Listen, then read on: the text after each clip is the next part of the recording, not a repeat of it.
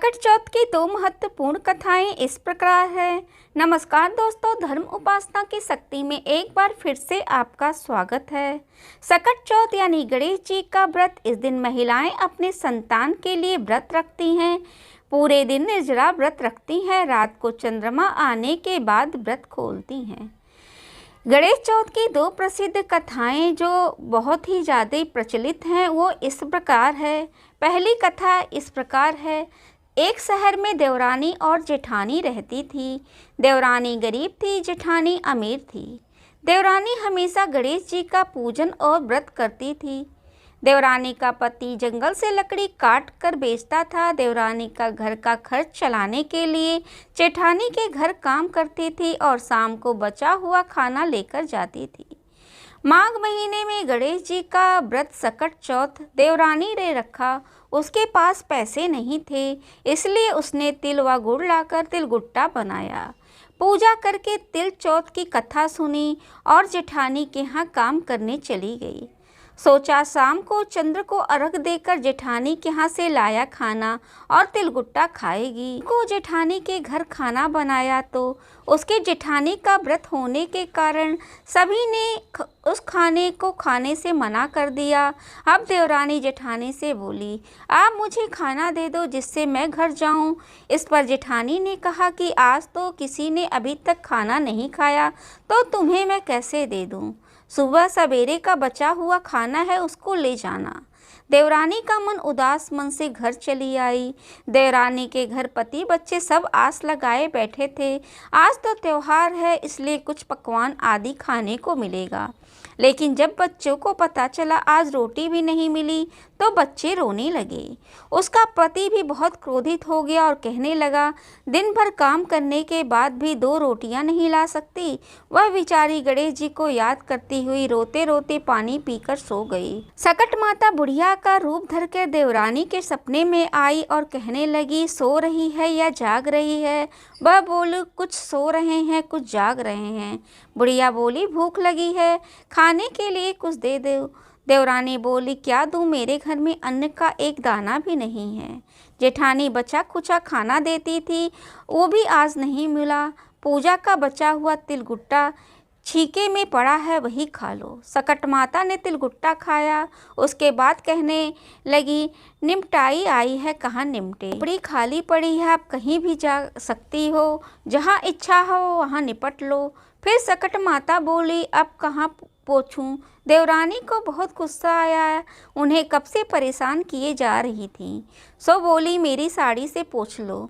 देवरानी जब सुबह उठी यह देखकर हैरान रह गई कि पूरा घर हीरो मोतियों से जगमगा उठा।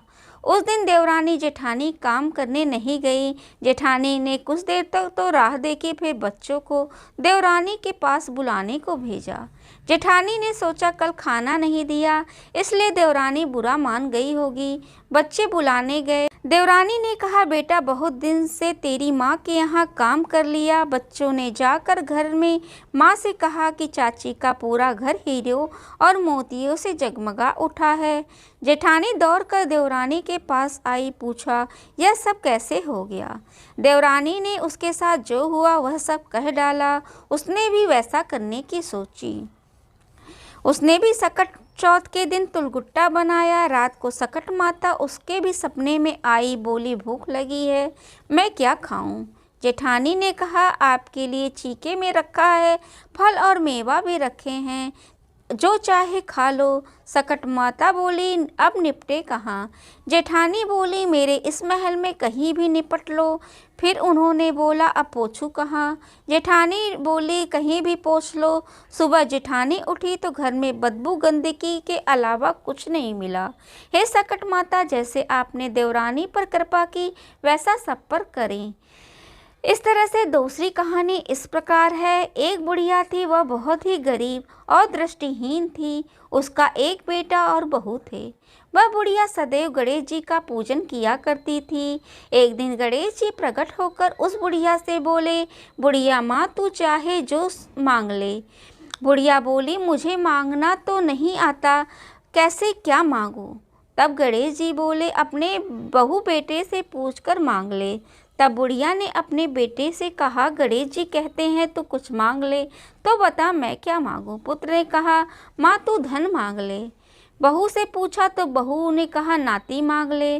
तब बुढ़िया ने सोचा तो सब अपने मतलब की बात कह रहे हैं, अतः बुढ़िया ने पड़ोसियों से पूछा तो उन्होंने कहा, बुढ़िया तू थोड़े दिन जिएगी, क्यों तू धन मांगे, क्यों नाती मांगे, तू अपनी आंखों की रोशनी मांग ले, जिससे तेरी जिंदगी आराम से कट जाए। इस पर बुढ़िया बोली, यदि आप प्रसन्न हैं तो मुझे 9 करोड़ की माया दे, निरोगी काया दे, अमर सुहाग दे, आँखों की रोशनी दे, नाती दे, पोता दे, सब सुख परिवार दे, अंत में मोक्ष दे। यह सुनकर गणेश जी बोले, बुढ़िया माँ तुमने तो हमें ठग लिया, फिर भी तुमने जो मांगा है वचन के अनुसार सब तुझे मिलेगा। यह कहकर गणेश जी अंतर ध्यान हो गए। उधर बुढ़िया माँ ने जो कुछ मांगा उसे सब कुछ मिल गया। हे गणेश जी महाराज जी, जैसे तुमने उस बुढ़िया माँ को सब कुछ दिया वैसे ही सबको देना। यदि आपको मेरी वीडियो अच्छी लगे तो उसको लाइक करें, शेयर करें, सब्सक्राइब करें एवं बेल बटन दबाना ना भूलें। धन्यवाद।